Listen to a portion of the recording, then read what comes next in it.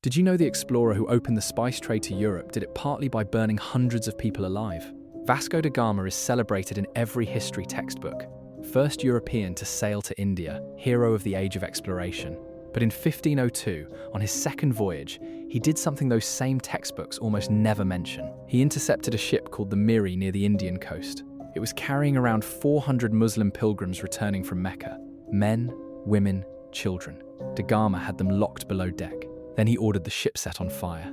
He watched it burn for days. Anyone who tried to escape was pushed back into the flames. It was not a battle. It was a message. He wanted every merchant and ruler along the Indian Ocean to understand who controlled the trade routes now.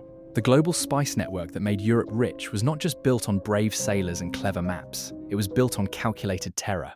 The celebrated version just leaves that part out.